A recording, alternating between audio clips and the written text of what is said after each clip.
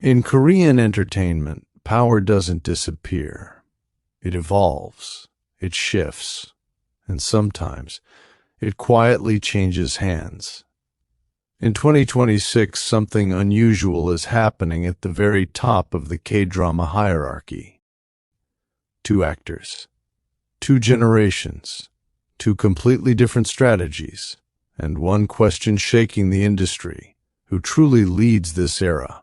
Welcome back to the Soul Scripts, where we don't just report headlines. We decode power. Part 1. The blueprint of a modern superstar. Let's start with Kim Soo-hyun.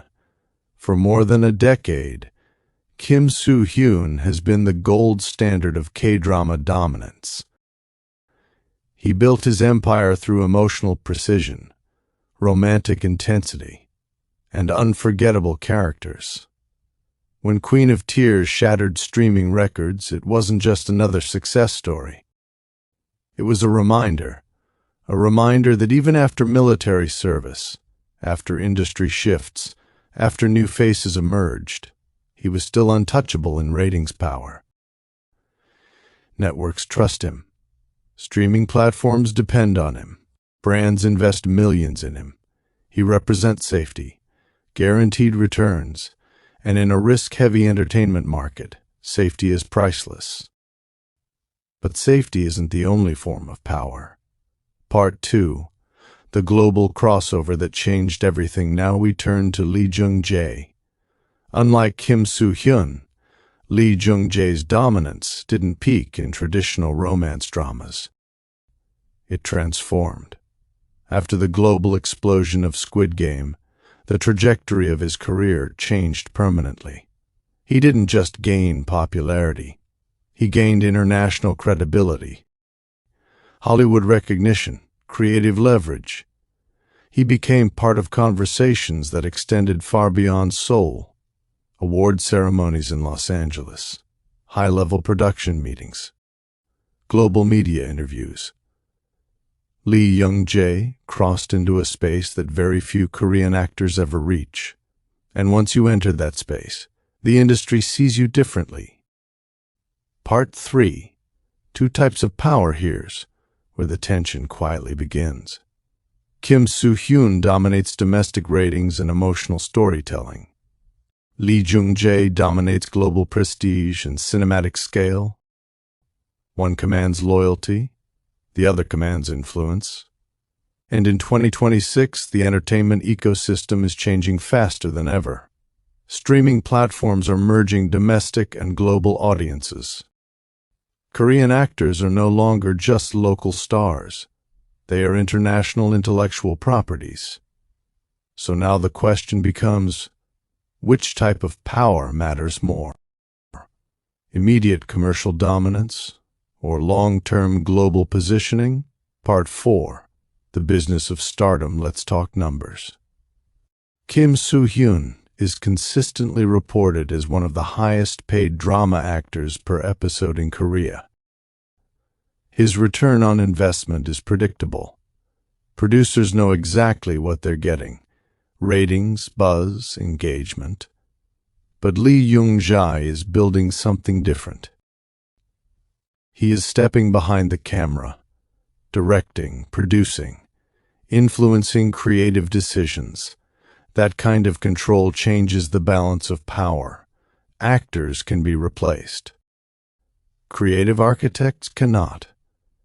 And this is where insiders whisper that the real shift may be happening.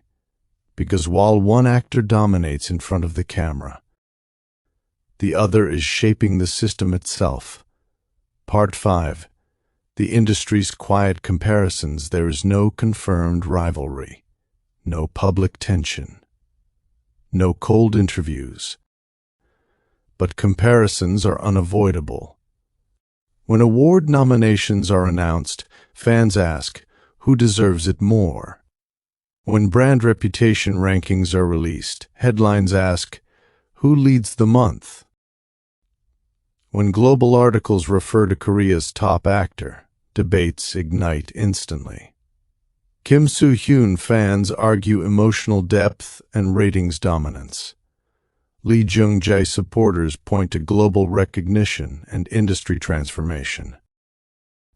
And in a digital era, narratives spread faster than facts, even if the actors themselves remain silent. Part 6. The generational shift. There is also something deeper happening. A generational transition. Kim Soo-hyun represents the peak of the romantic Hallyu era, the era of emotionally driven mega hits. Lee Jung-jae represents the prestige streaming era, dark thrillers, global collaborations, cinematic storytelling. As K-dramas grow more experimental and internationally funded, the industry may begin prioritizing scale over sentiment. And that's where the collision becomes inevitable. Part 7. When their paths finally intersect. Imagine this. Kim Soo-hyun signs a dark international thriller project. Lee Jung-jae headlines a major Korean television comeback. Suddenly both operate on the same battlefield. Same streaming charts, same award categories, same global audience. At that point, it's no longer about different lanes. It's direct comparison. And history shows that industries rarely sustain two kings at once. Eventually, hierarchy defines itself. Part 8. Evolution, not conflict, but perhaps this isn't a rivalry at all. Perhaps it's evolution. Kim Soo-hyun continues refining emotional performance dominance. Lee Jung-jae expands into structural influence and international credibility. Two different models of success. Two different definitions of power. Both necessary. Both influential. The real story isn't conflict, it's transformation. Korean entertainment is no longer a regional industry. It is a global force, and actors must adapt or be left behind. Outro, the question that matters. So now we ask you, in 2026, who truly leads Korean entertainment? Is it Kim Soo-hyun, the emotional king of ratings?